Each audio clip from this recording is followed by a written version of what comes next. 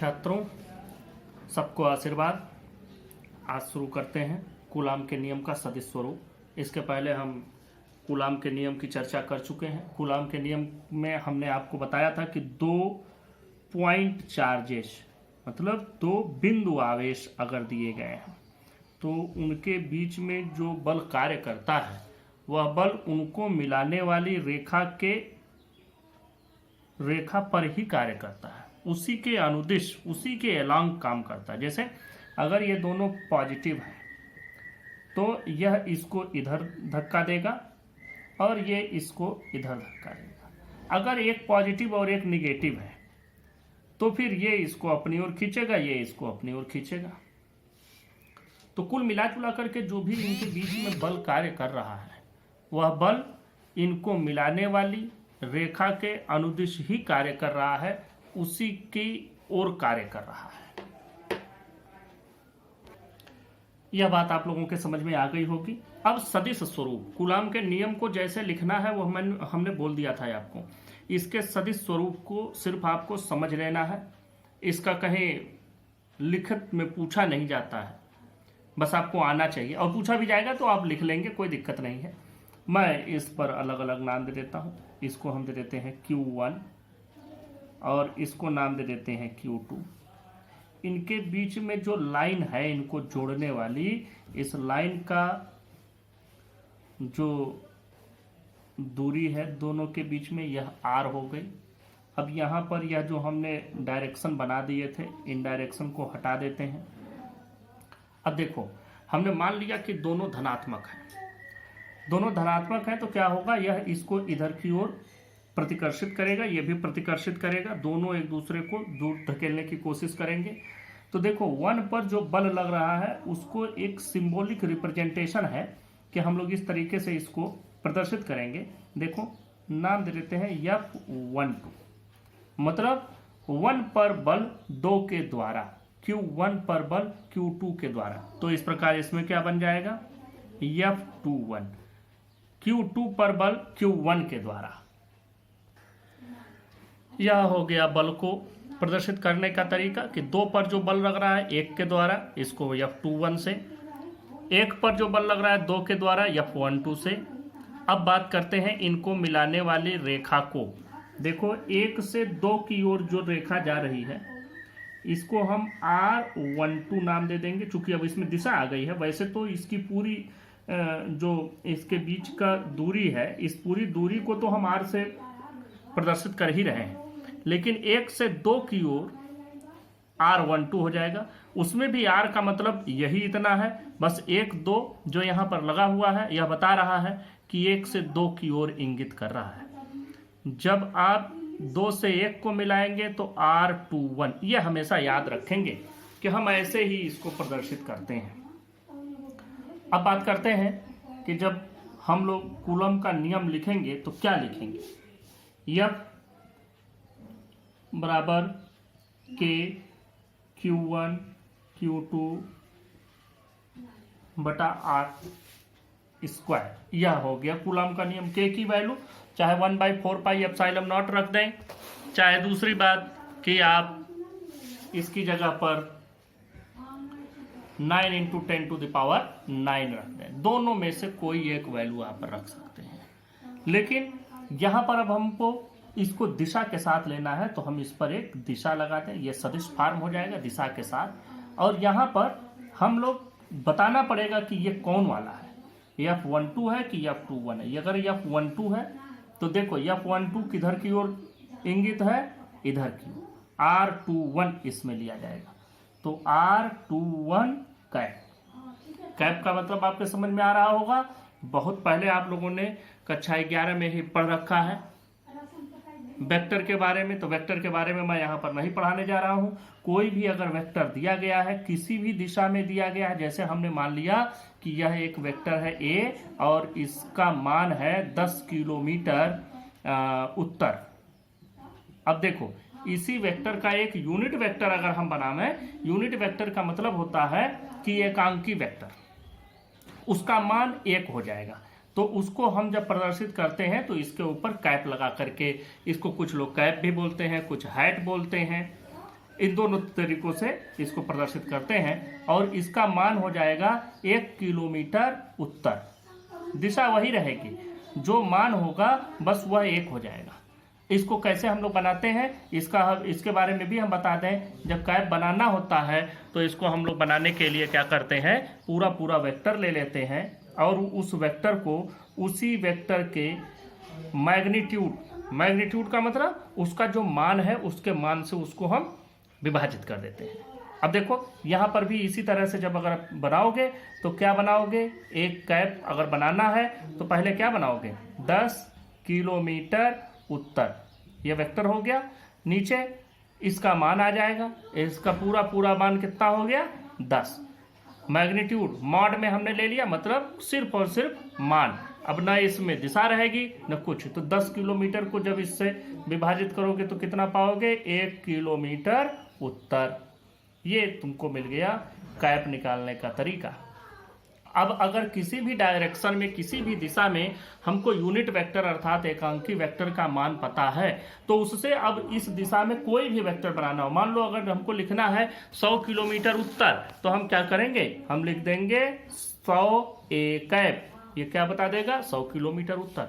हमको लिखना है 283 किलोमीटर उत्तर, तो 283 ए कैप। इसी तरह से एक चीज और भी मान लो कि अगर कोई वेक्टर दिया गया है, जैसे हम सिर्फ और सिर्फ यह परिकल्पना कर लें, मान लें कि कोई बल दिया गया है, एक बल दिया गया है और यह बल किसी भी दिशा में दिया गया है। मान लो लिखा है 23 न्यूटन ऊपर की ओर, 23 न्यूटन ऊपर की ओर यह बल दिया गया है। अब यह ऊपर की ओर है। अब देखो यहाँ पर जब तुमको इसको बताना रहेगा, इसी का हम यूनिट वेक्टर बना सकते हैं, मतलब एकांकी वेक्टर। तो अब एकांकी वेक्टर जब बनाओगे तो वह कितना हो जाएगा, वह हो जाएगा 1 न्यूटन ऊपर। इसको बनाने का तरीका, पूरा वेक्टर उसको हम भाग दे देंगे किससे, उस वेक्टर का जो आंकिक मान है उससे। तो इस तरीके से यह इतनी चर्चा हमने सिर्फ और सिर्फ इसीलिए कर डाली कि आपको वेक्टर के बारे में पता चल जाए। तो यहाँ पर देखो, अब हमने यह जो बताया आपको R21 कैप, तो यह तो दूरी तो यह हो ही गई, लेकिन इसमें R21 क्या बता रहा है कि यह दूसरे को पहले वाले से मिलाने की ओर है, मतलब 2 से 1 की ओर को प्रदर्शित कर रहा है। अब देखो यह 2 से 1 को, इसको हम ऐसे भी लिख सकते हैं, इसी को ऐसे भी लिख सकते हैं, K Q1 Q2 बटा R²। अब इसी वेक्टर को, चूंकि यह वेक्टर का एकांकिक मान है, आंकिक वेक्टर हमने लिया है, तो अब हम लोग, यह एकांकी वेक्टर है तो इसी वेक्टर को हम लोग ऐसे भी लिख सकते हैं, वेक्टर R21 बटा वेक्टर R21 का आंकिक मान, वेक्टर R21 का आंकिक मान।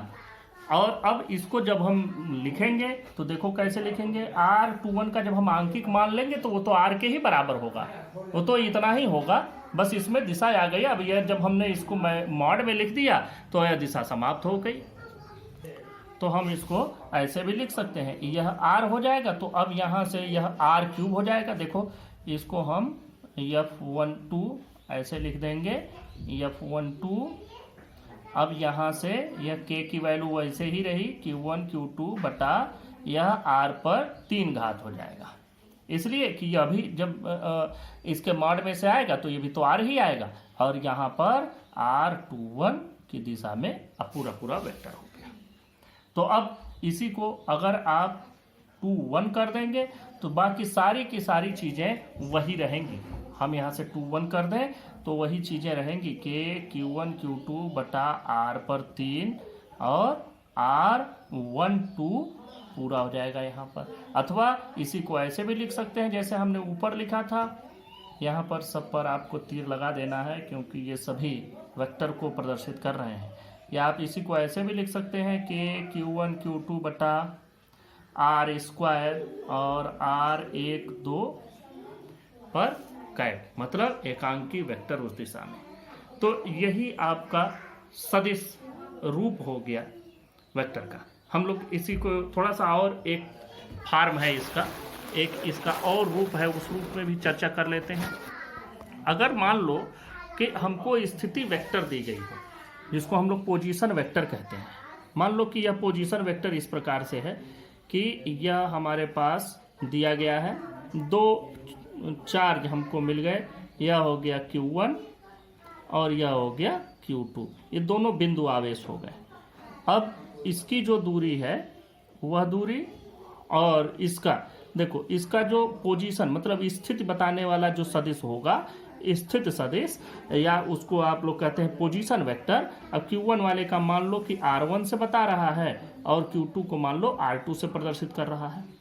तो अब जो इनके बीच में कार्य करेगा, मैंने बताया कि कूलम के नियम में ये कहा गया है कि जो भी इनके बीच में कार्य करता है बल, वह बल हमेशा इनको मिलाने वाली रेखा के दिशा में ही कार्य करता है। तो यहाँ भी वही होगा। अब देखो, Q2 पर लगने वाला बल हम लोग F21 से प्रदर्शित करेंगे, Q1 पर लगने वाला बल F12 से प्रदर्शित करेंगे। F12 का मतलब Q1 पर बल Q2 के कारण, F21 पर मतलब Q2 पर बल Q1 के कारण। अब देखो बात करते हैं, ये R1 R2 तो हो गया। जब हम इसको लेंगे F12 की बात करेंगे, जब F12 की बात की जाएगी तो दिशा यह ली जाएगी। तो 2 को 1 से मिलाने वाली लाइन को हम लोग R21 से प्रदर्शित करते हैं, 1 को 2 से मिलाने वाली लाइन को हम लोग रिप्रेजेंट करते हैं R12 से। यह देखो, यह इस प्रकार से इसका प्रदर्शन होता है। तो यह इस पर वेक्टर भी बना लेना, जिससे तुमको ये भी पता चलता रहे कि यह इसमें दिशा है। तो अब देखो, हम अगर मान लो कि इस F12 की बात कर रहे हैं, तो F12 की जब बात की जाएगी तब देखो किस प्रकार से हम उसकी वैल्यू पाएंगे। F12 की बात करेंगे तो इस दिशा की बात करेंगे, यह वाला वेक्टर खत्म हो जाएगा। देखो यह ऐसे आएगा। हम यहाँ पर एक और चित्र इसका बना दे रहे हैं, खूब अच्छे से आपको समझ लेना है कि यह क्या होता है, कैसे होता है। देखो इसी को हमको बनाना है। देखो यहाँ पर हम इस बल की बात कर रहे हैं। जब हम इस बल की बात करेंगे तो यहाँ पर यह R2 हो गया, सॉरी ये R1 हो गया, यह R1 हो गया, यह आपका R2 हो गया, यह Q1 था, यह Q2 था। और बात की जा रही है इस बल की। अभी हम इस बल को बाद में चर्चा करेंगे। तो ये 2 को 1 से मिलाने वाली रेखा है, तो हम इसको नाम देंगे 2 1। अब देखो कैसे, यहाँ पर वेक्टर को जब हम जोड़ते हैं, अब यहाँ तुमको वेक्टर का जोड़ भी याद होना चाहिए कि वेक्टर के जोड़ में हम लोग कैसे करते थे। अगर कोई 2 वेक्टर दिए गए हैं, ये सारी चीज़ें तुमको यहीं से याद आती चली जाएंगी। ध्यान देना, 2 वेक्टर का जोड़ तुमने पढ़ा था कि एक वेक्टर ऐसे है, दूसरा वेक्टर ऐसे है, यह वेक्टर A है, यह वेक्टर B है। दोनों को अगर जोड़ना हो तो क्या करते हैं, एक वेक्टर को ऐसे खींच लेते हैं और उसके अंत से दूसरा वेक्टर बना देते हैं जिस दिशा में है, और फिर शुरुआत से अंत को मिला देते हैं और उधर की ओर तीर लगा देते हैं। तो यह अगर A था, यह B था, तो यह R हो गया A प्लस B। यह देखो बिल्कुल इसी तरह की बात यहाँ भी हो रही है कि यह और यह आपस में है, एक इसके अंत से इसको मिलाया गया है और यह इसके शुरुआत से जा रहा है, मतलब कि यह यहाँ प्रदर्शित कर रहा है इन दोनों के जोड़ को। तो जरा सा देखो हम यहाँ पर R2 और R1 कैसे पाएंगे। देखो यहाँ पर लिख सकते हैं R2 प्लस R21 बराबर R1। क्यों? क्योंकि यह वेक्टर के जो आप लोग ट्रायंगुलर फॉर्म होता है वेक्टर जोड़ का, उसको हम लोग हिंदी में कहते हैं, एक तो पैरेललोग्राम होता है चतुर्भुज रूप में, और दूसरा जो है त्रिभुज के रूप में होता है। तो यह त्रिभुज का जो नियम है वेक्टर के जोड़ का, वहाँ से तुमको मिला। तो यहाँ से अगर R21 की वैल्यू पता करोगे तो क्या तुमको मिलेगा, देखो R1 में से R2 को घटाने के बराबर मिल गया। ठीक है। अब इसी प्रकार से अगर तुमको मान लो, यह तब की बात कर रहे हैं जब तुमको ये दोनों का पोजीशन वेक्टर दिया गया हो, इसका और इसका पोजीशन वेक्टर दिया गया हो, तब तुम ये तरीका लगाओगे। और अगर दोनों को इस तरीके से दिया गया है जैसे यहाँ पर है, दोनों मिलाए गए हैं, तब तो तुमको यही नियम लगाना है जैसे दिया गया है। इसको एक तरफ से R21, एक तरफ से R12, जैसे मैंने बताया। तो यहाँ पर अब हम पोजीशन वेक्टर के रूप में बता दे रहे हैं, जैसे आपको हर एक तरीके की चीज़ें या हर एक रूप हमने बता दिया है, जिससे कि आप कहीं भी इसमें परेशान ना हो। देखो अब यहाँ से तब R21 की वैल्यू ऐसे पालोगे, और अगर यही चीज़ ऐसे दे दिया कि F12 की बात अगर की जाएगी, ये वाला F12 की बात की, अगर F21 की बात करोगे, फिर ऐसे ही चित्र यहाँ हम बना देते हैं एक दूसरा, जो कि उसको भी प्रदर्शित कर रहा है। ध्यान देना, ये हमने बनाया Q1, यह बनाया Q2, ये बनाया R1, ये बनाया R2, और हम अब बात करने जा रहे हैं 2 पर जो बल लग रहा है 1 के कारण इसकी। तो अब हमको दिशा भी ये वाली लेनी होगी। 1 को 2 से मिलाने वाले को R12 बोलते हैं। देखो कैसे हम लोग इसको करेंगे। देखो R1 प्लस R12, दोनों पर तीर बना लेना, क्योंकि ये सभी वेक्टर हैं, ये सभी वेक्टर ही हैं। तो R1 प्लस R12 बराबर तुमको क्या मिल रहा है, R2। देखो ये और ये आपस में जुड़े हुए हैं, ये इनको मिला रहा है, मतलब इन दोनों का जोड़ ये हो गया R2। तो तुमको अगर R12 का मान पता करना होगा तो कैसे पता करोगे, R12 बराबर R2 माइनस R1। तो यह दोनों का मान हमने लिख दिया कि अगर R21 दोनों के पोजीशन वेक्टर दिए हो, R21 पता करना हो तो R1 माइनस R2, और R12 पता करना हो तो R2 माइनस R1। इस तरीके से आपका ये सदिश रूप पूरा खत्म होता है। अगले टॉपिक पर चलते हैं। इसी सदिश रूप में तुमको एक बात और भी समझ में आ गई। देखो यहाँ सदिश रूप की बात हमने की, यह Q1 Q2, 1 को मिलाने वाली लाइन 2 से R12, 2 को 1 से मिलाने वाली रेखा R21, 1 पर लगने वाला बल 2 के कारण F12, 2 पर लगने वाला बल 1 के कारण F21। सब कुछ आपके सामने है। यहाँ से देखो जो इसकी दिशा है 1-2 की, यह 2-1 के ठीक विपरीत है। तो जब दो वेक्टर विपरीत होते हैं तो एक को दूसरे के निगेटिव के रूप में, अर्थात दूसरे के माइनस के रूप में लिखते हैं। तो यहाँ से तुमको एक बात ये भी समझ में आ गई कि R21 का कैप अगर हम ले लें तो यह R12 के कैप के ठीक अपोजिट डायरेक्शन में होगा, और इसका मतलब यह हो गया कि F21 की जो वैल्यू होगी यह माइनस F12 के बराबर होगी। या कोई ऐसे भी कह सकता है कि F12 का जो मान होगा वह F21 के ठीक विपरीत होगा। विपरीत का मतलब कि अगर यह इधर की ओर है तो यह इधर की ओर होगा, अगर यह इधर है तो दूसरा इधर। मतलब सिर्फ और सिर्फ इतना ही है कि एक इस दिशा में है तो दूसरा इस दिशा की ओर प्रदर्शित होगा, उसकी दिशा सिर्फ बदल जाएगी। अब देखो बहुल आवेशों के बीच बल। बहुल का मतलब बहुत सारे, कई, अलग अलग। अब उनके बीच में जो बल कार्य करेगा उनकी चर्चा कर लेते हैं, बात करते हैं। देखो हम लोग एक चर्चा करते हैं कि हमारे पास मान लो 4 आवेश हैं। एक यहाँ है, दूसरा यहाँ है, तीसरा यहाँ है, चौथा यहाँ। नाम भी दे दूँ, Q1 और Q2, ये Q3, ये Q4। अब देखो इनमें से किसी एक आवेश पर लगने वाले बल की बात की जाए, सिर्फ एक आवेश पर, तो इस आवेश पर जो बल लगेगा वह इसके कारण भी लगेगा। इसके कारण जो बल लगेगा वो कैसे लगेगा, इसको मिलाने वाले रेखा के दिशा में। इस पर जो बल इसके कारण लगेगा वो किधर लगेगा, इसको मिलाने वाली रेखा की दिशा में, इसको मिलाने वाली रेखा के दिशा में। और दूसरी बात, इसके कारण जो बल लगेगा वह किधर लगेगा, इसको मिलाने वाली रेखा के दिशा में।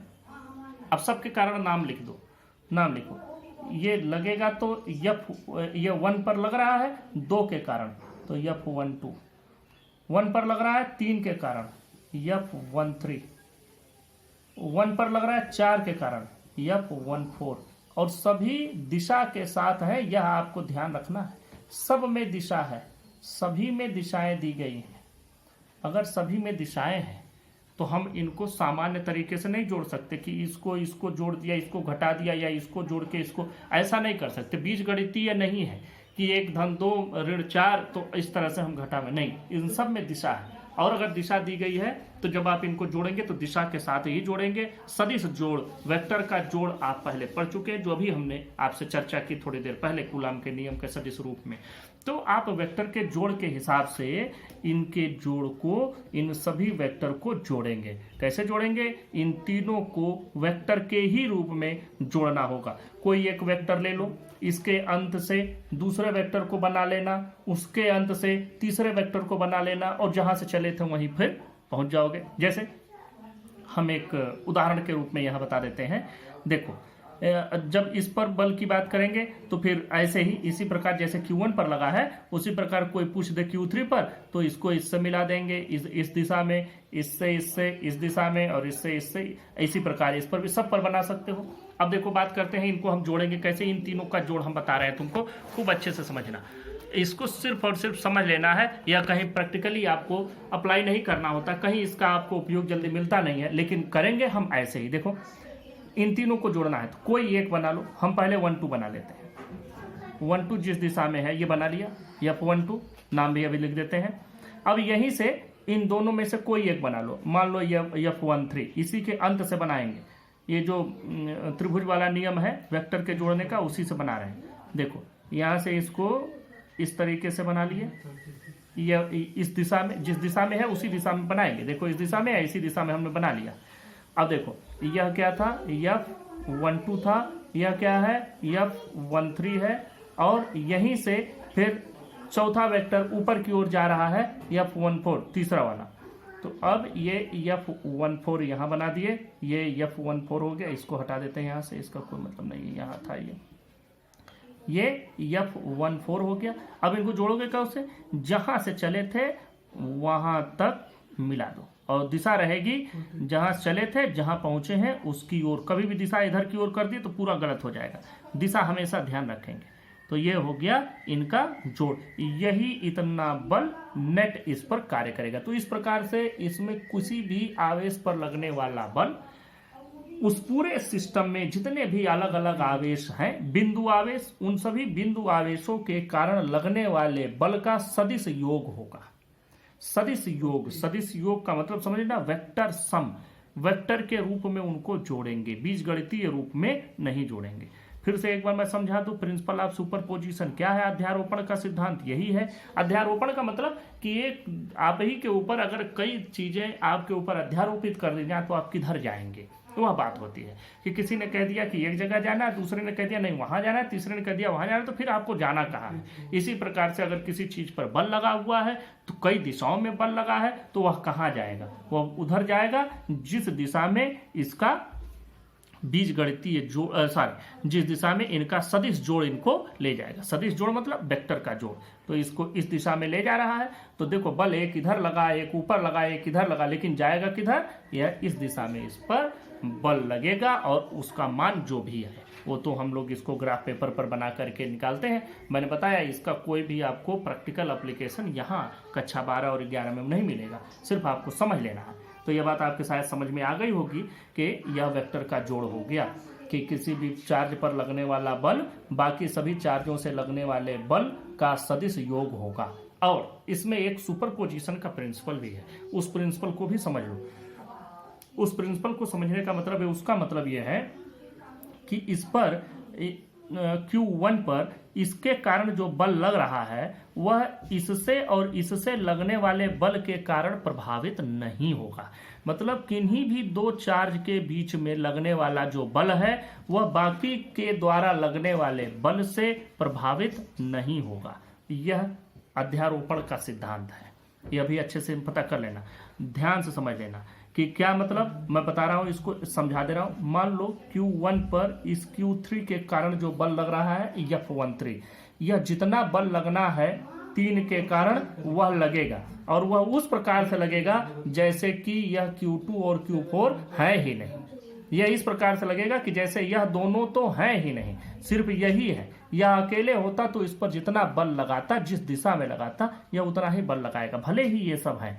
तो इनके रहने पर भी बहुत सारे का मिला करके, बहुत सारे चार्जेस को मिला करके अगर एक सिस्टम बनाया जाए तो उस सिस्टम में भी किन्हीं भी दो आवेशों के बीच में कार्य करने वाला बल बाकी के आवेशों के कारण प्रभावित नहीं होगा, और उन दोनों के बीच में बल इस प्रकार कार्य करेगा जैसे बाकी के आवेश अनुपस्थित हो ही ना वहां पर। इसको एक तरीके से और भी समझ सकते हो कि जैसे हम लोग जब आर्केस्ट्रा सुनने जाते हैं तो आप यहाँ पर बैठे हुए हैं और इस जगह पर आर्केस्ट्रा बज रहा है। इसको आप लोग कक्षा 11 में पढ़े भी होंगे, पता नहीं आपको याद आ रहा है कि नहीं। आप यहाँ पर बैठे हुए हैं, इस जगह पर आर्केस्ट्रा बज रहा है। यहाँ पर बहुत सारे कोई वायलिन बजा रहा है, कोई गिटार बजा रहा है, कोई तबला, कोई हारमोनियम, सब कुछ बज रहा है और सबसे निकलने वाली ध्वनियां आप तक पहुंच रही हैं। इस जगह पर कई सारे इंस्ट्रूमेंट अलग अलग बज रहे हैं, उन सब से पहुंचने वाली ध्वनियां आप तक पहुंच रही हैं। तो क्या कभी ऐसा होता है कि इन सब को मिला करके कोई एक ही आवाज आप तक पहुंचे, कि एक ही आवाज पहुंच रही है, जैसे पी जोर से आवाज हो रही है, बाकी सब मिल गए हैं उसी में?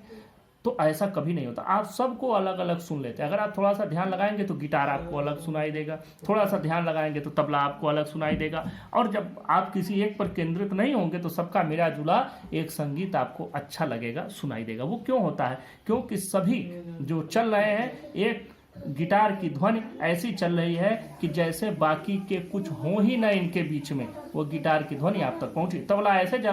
तबले से ध्वनि ऐसे चल रही है जैसे कि गिटार और बाकी कुछ हो ही ना, सिर्फ तबला ही बज रहा हो, वो उस प्रकार। इसको भी प्रिंसिपल ऑफ सुपरपोजिशन कहते हैं, और यहीं से यह प्रिंसिपल ऑफ सुपरपोजिशन बना हुआ है। तो ये प्रिंसिपल ऑफ सुपरपोजिशन अर्थात अध्यारोपण का सिद्धांत समझ में आ गया कि बहुत सारे चीजें हैं, तो उनमें कोई भी दो के बीच में जो भी इंटरेक्शन होगा, जो भी बल लगेगा, वह बाकी से प्रभावित नहीं होगा। इस अध्यारोपण के सिद्धांत को अगर हम लिखना चाहें तो देखो, यह हम बात करते हैं कि मान लो कि F1 पर लगने वाला कुल बल, हमने बताया कि F1 पर 2 के द्वारा लगने वाला बल प्लस F1 पर 3 के द्वारा लगने वाला बल प्लस F1 पर 4 के द्वारा लगने वाला बल, इन चारों बलों का सदिश जोड़। सदिश जोड़ मतलब सब में वेक्टर लगा हुआ है, वेक्टर के जोड़ के बराबर होगा। यह इसका न्यूमेरिकल फॉर्म हो गया। इस तरीके से हम लोग लिखेंगे। दूसरा एक चीज और भी इसी में एक टॉपिक है कि वैद्युत बल को अगर गुरुत्वाकर्षण बल से हम लोग तुलना करें तो हम ये पाते हैं कि जो वैद्युत बल है और गुरुत्वाकर्षण बल है, उन दोनों में वैद्युत बल बहुत ज़्यादा होता है उनके तुलना में, कि अगर वो दोनों के द्रव्यमान के कारण जो बल लगे, जैसे मान लो कि ये Q1 है, ये Q2 है, और इन दोनों के बीच में कुछ बल कार्य कर रहा है, प्रतिकर्षण या आकर्षण का, वह बल F है, और यह बल Fe है। Fe का मतलब इलेक्ट्रिकल बल, या हम लोग ये कहते हैं कि आवेश के कारण लगने वाला बल Fe है। अब इन दोनों के बीच में गुरुत्वाकर्षण, चूंकि यह चार्ज है तो चार्ज तो तभी रहेगा जब मटेरियल रहेगा। बिना मटेरियल के कोई भी चार्ज ऐसे नहीं होता है कि चार्ज ऐसा हवा में नहीं घूम रहा होता है। चार्ज जब भी चलेगा तो वह किसी न किसी मटेरियल पार्टिकल के उपस्थिति में ही चलेगा। कुछ द्रव्य रहेगा, कुछ पदार्थ रहेगा, पदार्थ से ही होकर के आवेश चल सकता है। तो यहाँ पर भी आप समझ लें कि यह पदार्थ है। अब इन पदार्थों का कुछ मान भी होगा, कुछ द्रव्यमान होगा। मान लो इसका द्रव्यमान m1 और इसका द्रव्यमान m2। अब इन दोनों के बीच में कुछ गुरुत्वाकर्षण का बल भी कार्य करेगा, जो F बराबर G m1 m2 बटा r² होता है, और यह इस बल को हम नाम दे दें Fm। तो जब हम Fm और Fe की तुलना करते हैं तो हम ये पाते हैं कि जो इनके बल में कार्य करने वाला वैद्युत बल है, वह इनके बीच में कार्य करने वाले गुरुत्वाकर्षण के बल का 10 पर 36 गुना होता है। 10 पर 36 गुना। अब आप यह सोच भी नहीं सकते कि यह कितना ज्यादा होगा, बहुत ज्यादा। यह तब बात की गई है, यह दो प्रोटॉनों के बीच में अध्ययन किया गया था, तब पाया गया था। तो दो प्रोटॉनों के बीच में कार्य करने वाला जो गुरुत्वाकर्षण बल है, वह उनके बीच में कार्य करने वाले वैद्युत बल से 10 पावर 36 गुना कम होता है। या कह सकते हैं कि कार्य करने वाला वैद्युत बल उनके बीच के गुरुत्वाकर्षण बल का 10 पावर 36 गुना ज़्यादा होता है। तो यह जो आवेश के कारण बल कार्य करता है, यह बहुत ज़्यादा होता है। वैद्युत क्षेत्र, वैद्युत बल रेखाएं, इनके बारे में बात करते हैं। इलेक्ट्रिक फील्ड क्या होता है, इलेक्ट्रिक फील्ड लाइंस क्या होती है, और इलेक्ट्रिक लाइंस ऑफ फोर्स, इन दोनों की बात करते हैं। तो देखो, कहीं भी एक चार्ज आपने रख दिया, अब इसके चारों ओर का वह क्षेत्र जहां पर कोई दूसरा चार्ज ले आवे तो उस पर बल का अनुभव हो, उस पूरे क्षेत्र को हम क्या कहेंगे, इसके द्वारा निर्मित विद्युत क्षेत्र कहेंगे। देख लो, अब यह विद्युत क्षेत्र कहां तक होता है, विद्युत क्षेत्र अनंत तक माना जाता है, लेकिन जब प्रैक्टिकली हम लोग आते हैं, प्रायोगिक रूप में हमको अनंत तक नहीं मिलता है। थ्योरी मतलब सैद्धांतिक रूप से यह माना जाता है कि विद्युत क्षेत्र या विद्युत बल रेखाएं अनंत तक होती हैं, लेकिन प्रायोगिक रूप से हम यही पाते हैं कि कुछ दूर तक होता है। तो वह दूर जहां तक, वह दूरी जहां तक, या वह क्षेत्र जहां तक किसी चार्ज के चारों ओर का वह क्षेत्र जहां तक कोई दूसरा चार्ज ले आवे तो उस पर कुछ मात्रा में बल का अनुभव हो, उसी को हम लोग कहते हैं वैद्युत क्षेत्र। ये तो वैद्युत क्षेत्र की बात हो गई। अब हम वैद्युत बल रेखाओं की बात करेंगे। वैद्युत बल रेखाएं किसको कहेंगे, बल रेखा का मतलब हो गया, वैद्युत बल रेखा का मतलब समझो, इसका अर्थ यह हो गया कि अगर कहीं भी हम वैद्युत क्षेत्र के अंदर कहीं अगर एक पृथक्कृत आइसोलेटेड एक पॉजिटिव चार्ज रख दें, एक आइसोलेटेड यूनिट पॉजिटिव चार्ज रख दें, अर्थात एकांक धन आवेश +1 कूलाम का धन आवेश किसी जगह पर रख दें, और ये कैसा होना चाहिए, आइसोलेटेड होना चाहिए, पृथक्कृत। पृथक्कृत का मतलब कि इसमें का न हो, अलग से हम कहीं से ले आए हो, यह इनसे अलग हो, तो और 1 कूलाम का ही हो, धनावेश हो। तो इस बल, इसके द्वारा इस ये जो चार्ज रखा गया है, इस चार्ज के कारण इस धनावेश पर कुछ न कुछ बल लगेगा, क्योंकि ये भी धनावेशित है, ये भी धनावेशित है, तो ये क्या करेगा, इसको प्रतिकर्षित करेगा। किस रेखा पर, इस रेखा पर, इस दिशा में प्रतिकर्षित करेगा।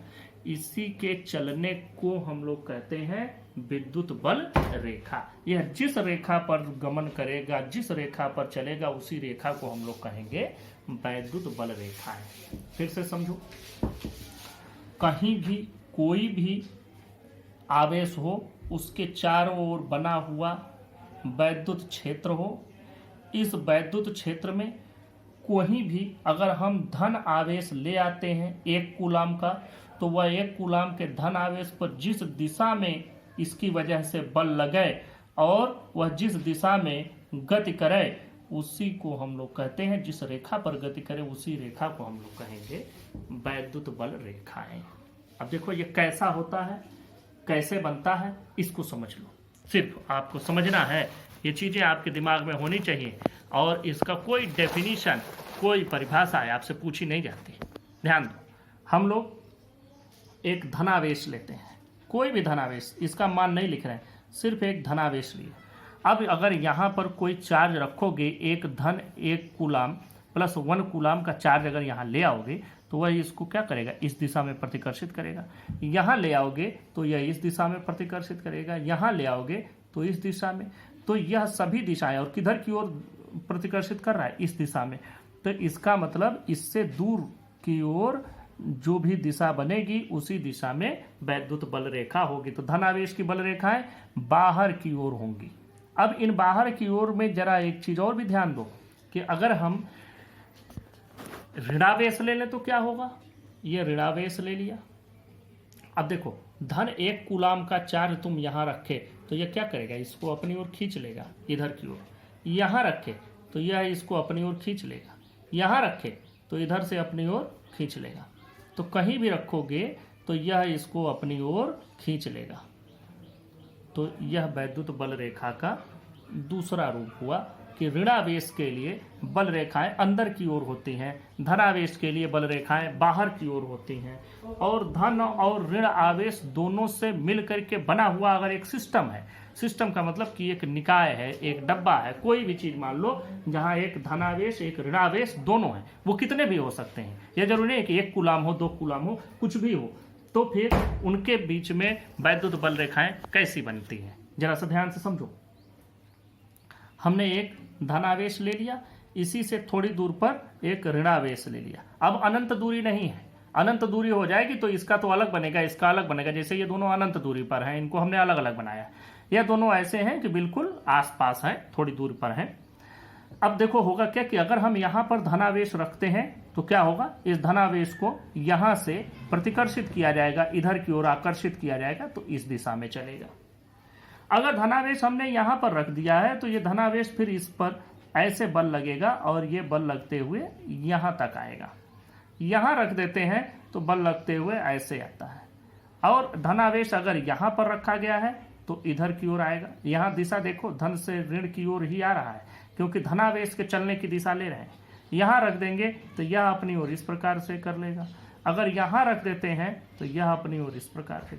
यहाँ रखोगे तो देखो यहाँ से इधर, यहाँ से इधर, यहाँ से इधर, यह सभी दिशाएं आपके धनावेश के चलने की दिशाएं होंगी। और कहीं और रखोगे तो फिर इस पर से एक लाइन और भी ऐसे बन सकती है, एक से ज़्यादा बन सकती हैं। तो ये सभी दिशाएं और ये सभी प्रदर्शित करते हैं वैद्युत बल रेखाओं को। तो इस प्रकार से वैद्युत बल रेखाएं बन गई। और इसमें थोड़ा सा एक चीज़ और भी देखो कि यह जो बल रेखाएं हैं, यह बल रेखाएं अगर दोनों धनावेश हो जाए, एक धनावेश हमने लिया और उसी के बगल में एक धनावेश और हो जाए, तो जो भी अगर धनावेश यहाँ एक रखा जाएगा तो वह इसको ऐसे बाहर की ओर प्रतिकर्षित करेगा। यहाँ रखोगे तो बाहर तो भेजेगा ही, यहाँ रखोगे तो भी ये इधर की ओर प्रतिकर्षित करेगा, इधर भी प्रतिकर्षित करेगा, यहाँ से भी प्रतिकर्षण होगा, यहाँ से भी प्रतिकर्षण है, ये सभी इसको प्रतिकर्षित करेंगे और इनसे प्रतिकर्षण का ही बल इस पर लगेगा।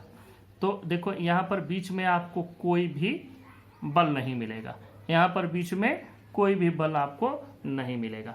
तो यहाँ पर आपको मिलेगा कोई लाइन नहीं है। तो हम देख रहे हैं कि यह बल रेखाएं एक प्रकार का निष्कोण वक्र बनाती हैं। यह हमेशा ध्यान रखना कि जो वैद्युत बल रेखा होती है वह एकांक वैद्युत क्षेत्र के अंदर, हम इसकी परिभाषा बोल देते हैं, आप लोग लिख भी सकते हैं, ये लिखने वाली चीज़ है, अब तक कोई लिखने वाली चीज़ नहीं थी, लिख लो। वैद्युत बल रेखा वैद्युत क्षेत्र में खींचा गया वह काल्पनिक निष्कोण वक्र है जिस पर एक स्वतंत्र व पृथक्कृत एकांक धनावेश चलता है। वैद्युत बल रेखा के किसी भी बिंदु पर खींची गई स्पर्श रेखा उस बिंदु पर स्थित धन आवेश पर लगने वाले बल की दिशा को प्रदर्शित करती है।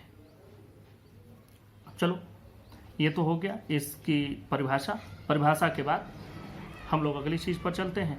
ये देखो दो धनावेशित होंगे तो इस प्रकार से ये धनावेश और ऋणावेश होगा, तो इस प्रकार से एक ऋणावेश पर अंदर की ओर, धनावेश पर बाहर की ओर, ये विद्युत बल रेखाओं के बारे में आपको पता चल गया, यही होता है। अब हम लोग अगली बात पर चलते हैं। अब यहाँ एक बात कही जाती है स्मूथ कर्व, जिसको निष्कोण वक्र कहते हैं। बड़ा बच्चे इस पर कंफ्यूज रहते हैं, जरा समझना। निष्कोण वक्र, यहाँ पर एक शब्द आया निष्कोण वक्र। निष्कोण वक्र, निष्कोण वक्र को अंग्रेजी में कहा जाता है स्मूथ कर्व। और इसका मतलब क्या है? इसका मतलब यह हो गया कि इनके चलने की दिशा में कहीं पर भी कोई कोण नहीं बनेगा। कोण नहीं बनेगा मतलब कैसे? मान लो एक लाइन यहाँ है, एक लाइन यहाँ है, एक लाइन यहाँ, एक बिंदु है, ध्यान से समझो, ये बिंदु हो गए, 3 बिंदु हो गए, तीनों को मिला करके हमको एक वक्र बनाना है। इनको मिलाने का एक तरीका ऐसे हो सकता है कि हम ऐसे मिलाएं, ऐसे मिलाएं, एक तरीका ये हो गया। उसी को इन्हीं 3 बिंदुओं को मिलाने का एक दूसरा तरीका भी है कि हम यहाँ से इसको लेते हुए यहाँ पहुँच गए। तो इसमें यहाँ पर देखो कोण बन रहा है, यहाँ पर एक कोण बन रहा है, 2 लाइनों के बीच में कोण बन रहा है, तो 2 सीधी रेखाओं के बीच में कोण बनता है, यहाँ थोड़ी कोई कोण बन रहा है। तो पहली बात तो निष्कोण होगा, जो भी यहाँ वक्र बनेगा वह निष्कोण होगा, बिना कोण का वक्र बनेगा। इसमें आप लोग यह हमेशा ध्यान रखेंगे कि कर्व को हमेशा स्मूथ बनाएंगे, न कि जैसे 10 रेखाएं हैं, 10 बिंदु आपको दिए गए हैं, इन बिंदुओं को आपको मिला करके बनाना है। तो इन बिंदुओं को मिलाने के लिए ऐसे फिर ऐसे फिर ऐसे नहीं मिलाएंगे, बस ऐसे मिलाते चले जाओ। कुछ छूटते भी हैं तो छूट जाए, थोड़ा पीछे रह गया कोई बात नहीं है, लेकिन हम एक निष्कोण वक्र बनाएंगे, कहीं से भी कोई कोण नहीं बनाएंगे। इसी को हम लोग कहते हैं निष्कोण वक्र। तो वैद्युत बल रेखाएं हमेशा निष्कोण वक्र ही बनाती हैं। अब वैद्युत बल रेखाओं के गुण की बात कर लेते हैं। वैद्युत बल रेखाओं के गुण, ये गुण जानना बहुत आवश्यक है। पहला, ये गुण आप लिख भी सकते हैं। पहले गुण की चर्चा करते हैं। पहला गुण ये है कि ये धन आवेश से चलती हैं, ऋण आवेश पर समाप्त हो जाती हैं। ये तो आपको भी पता है, और अगर आपके दिमाग में सिद्धांत बैठा हुआ, कंसेप्ट बैठा है, तो आपको समझ में ये भी बात आ जाएगी कि ये तो धन से चलेगा, ऋण पर खत्म होगा। क्यों? क्योंकि इनके बीच में +1 कूलाम का चार्ज रखोगे तो वो क्या करेगा, इसको तो धक्का देगा ही, और ये इसको अपनी ओर आकर्षित करेगा, तो ये धन से ऋण की ओर चलेगा। तो वैद्युत बल रेखाओं का पहला गुण देखें, ये धन आवेश से चलकर ऋण आवेश पर समाप्त होती है। दूसरे गुण की बात करते हैं। बल रेखा के किसी, आप पहले लिख लें, बल रेखा के किसी भी बिंदु पर खींची गई स्पर्श रेखा उस बिंदु पर लगने वाले बल की दिशा को प्रदर्शित करते हैं। उस बिंदु पर धन आवेश पर लगने वाले बल की दिशा को प्रदर्शित, मैं एक बार फिर पढ़ देता हूं। बल रेखा के किसी भी बिंदु पर खींची गई स्पर्श रेखा उस बिंदु पर धन आवेश पर लगने वाले बल की दिशा को प्रदर्शित करती है। इसको समझा भी देते हैं। मान लो कि इस जगह पर अगर हम एक स्पर्श रेखा खींचें तो स्पर्श रेखा की दिशा क्या होगी? देखो, स्पर्श रेखा ऐसे बनेगी। हम इस जगह पर स्पर्श रेखा खींचें तो स्पर्श रेखा ऐसे बनेगी। ये स्पर्श रेखा क्या बताती है कि इसी दिशा की ओर, यहाँ पर अगर एकांक धन आवेश हम लोग रखें +1 कूलाम का चार्ज, तो वह इसको इस दिशा में प्रतिकर्षित करेगा। यहाँ पर धन आवेश 1 कूलाम का चार्ज रखें तो वह इस दिशा में प्रतिकर्षित करेगा। तो इस प्रकार से हमको समझ में आ जाता है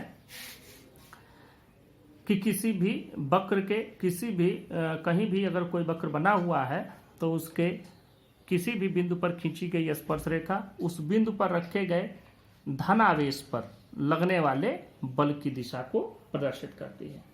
अब तीसरा लिखो, कोई भी दो बल रेखाएं परस्पर काट नहीं सकती, क्योंकि उस दशा में कटान बिंदु पर दो स्पर्श रेखाएं खींची जा सकती हैं जो उस बिंदु पर बल की दो दिशाएं प्रदर्शित करेंगी, जो कि असंभव है। यह इसका तीसरा गुण हो गया। इसके बारे में भी चर्चा कर लेते हैं। देखो, अगर यहां पर एक कर्व ऐसे गया, दूसरा कर्व ऐसे गया, बिल्कुल जाएगा ही। लेकिन अगर हम ऐसे कहें कि एक कर्व इस प्रकार से गया है और दूसरा कर्व इसको काटते हुए यहां से चला गया, तो इस जगह पर स्पर्श रेखा की दो दिशाएं बनेंगी। देखो, एक स्पर्श रेखा इस दिशा में बनेगी, एक स्पर्श रेखा इस दिशा में बनेगी। मतलब यहां धन आवेश रखें तो इधर भी जाएगा, वह इधर भी जाएगा। ऐसा कैसे संभव है कि वैद्युत क्षेत्र है तो वैद्युत क्षेत्र में अगर धनावेश रखोगे किसी जगह पर तो वो किसी एक ही दिशा में तो जाएगा कि दो दिशाओं में टूट करके चलना शुरू कर देगा? ऐसा नहीं होगा। तो इसका मतलब कहीं भी कोई भी दो वैद्युत बल रेखाएं एक दूसरे को काटती नहीं है, क्योंकि कटान बिंदु पर दो स्पर्श रेखा हो जाएंगी जो बल की दो दिशाओं को प्रदर्शित करेंगी, और यह संभव नहीं है कि एक ही आवेश पर एक ही क्षेत्र में दो दिशा में बल कार्य करें। चौथा इसका लिखो, ये रेखाएं खींची हुई लचकदार डोरी की तरह लंबाई में सिकुड़ने का प्रयत्न करती हैं। इसी कारण विपरीत आवेशों में आकर्षण होता है। यह भी समझो। जैसे सिकुड़ना, आप एक स्प्रिंग देखें, जिस प्रकार से एक स्प्रिंग होता है, स्प्रिंग का कैसा होता है स्वरूप, ऐसा होता है, और स्प्रिंग एकदम ऐसे खींचने का प्रयास करता है। अगर हम इसको फैला भी दें स्प्रिंग को, तो स्प्रिंग फिर आप अपने ओरिजिनल पोजीशन पर, अपने फिर उसी मूल स्थान पर जाने की कोशिश करता है जिस अवस्था में था वह।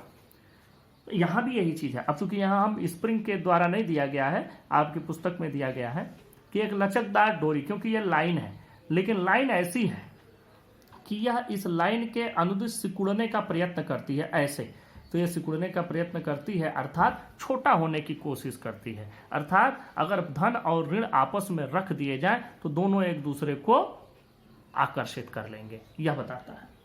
और दूसरी बात यह भी है, अगली लाइन लिखो, पांचवा गुण इसका लिखो, ये रेखाएं अपनी लंबाई के लंबवत दिशा में एक दूसरे से दूर हटने का प्रयत्न करती हैं। इसी कारण समान आवेशों में प्रतिकर्षण होता है। अब देखो, यह इन रेखाओं का गुण है, यह कोई सिद्धांत नहीं, कहीं से कोई बनाया नहीं गया, यह इन रेखाओं का गुण है। तो गुण क्या है? गुण की बात देखो, ये गुण पहला तो मिला कि ये लंबाई में सिकुड़ने का प्रयत्न करती हैं। लंबाई में सिकुड़ने का प्रयत्न कर रही है मतलब कि अगर एक धनावेश है और एक ऋणावेश है तो ये इसको अपनी ओर खींचेगा, ये इसको अपनी ओर खींच करके सिकुड़ने का प्रयत्न करेंगे, पहली बात। दूसरी बात है कि ये जो इससे तो हमको ये पता चल गया कि यह दो धनावेश, दो विपरीत आवेश के बीच में आकर्षण का बल लगेगा। दूसरी बात हमने इसमें बताई कि एक दूसरे से लंबवत दूर हटने का प्रयत्न करते हैं। ये देखो कैसा है कि जैसे एक बल रेखा ऐसी गई, इसके लंबवत दिशा क्या होगी? ये वाली होगी, तो दूसरी बल रेखा जो जाएगी वो ऐसे जाएगी। इसका मतलब ये लंबवत क्या हो रहा है? दूर हट रहे हैं। तो इससे ये पता चलता है कि अगर दो समान प्रकार के आवेश हों, दोनों धनावेश हों, तो उनके बीच में प्रतिकर्षण का बल लगेगा, अर्थात ये इसको इधर धक्का देगा, ये इसको इधर धक्का देगा। तो दोनों बातें, आखिर के दोनों पॉइंट चौथे और पांचवें को ध्यान से समझे रहना। चौथा पांचवा क्या बता रहा है कि अगर कोई भी लाइन ऑफ फोर्स है, कोई भी यह लाइन खींची गई है, तो इस लाइन का एक गुण होता है कि यह लाइन अपने लंबाई की दिशा में सिकुड़ने का प्रयत्न करती है, अर्थात धनात्मक और ऋणात्मक के बीच में आकर्षण का बल होगा, तभी तो ये सिकुड़ेंगे। दूसरी बात कि इन लाइनों के बीच में जहां यह लंबवत दिशा में यह एक दूसरे को दूर हटाने का प्रयत्न करती हैं, मतलब लंबवत दिशा में, यह सब प्रायोगिक रूप से हमको इसके गुण मिले हैं, तभी हम इनको सिद्धांत के रूप में बना पाए। तो अब देखो, ये लंबवत एक दूसरे को दूर हटा रहे हैं, तो लंबवत दूर हटा रहे हैं मतलब प्रतिकर्षण है। प्रतिकर्षण किन में होता है? दो समान प्रकार के आवेशों में, दो धनावेश हो, दो ऋणावेश हो, उनके बीच में प्रतिकर्षण का बल लगेगा। और उसके पहले हमने क्या बताया कि यहाँ पर किसी भी जगह पर अगर स्पर्श रेखा खींचोगे तो वह क्या बताता है? वह यह बताता है कि अगर इसी जगह पर कोई एक धनावेश रखा हो तो उस दिशा में बल किधर लगेगा, वो स्पर्श रेखा बताती है। और पहला बात हमने बताया है कि ये धनावेश से चलकर ऋणावेश पर समाप्त हो जाते हैं और कोई भी दो रेखाएं आपस में काट नहीं सकती। तो इस प्रकार ये इनके 5 गुण हो गए। अब अगले टर्म पर हम लोग वैद्युत क्षेत्र की तीव्रता का अध्ययन करेंगे। धन्यवाद।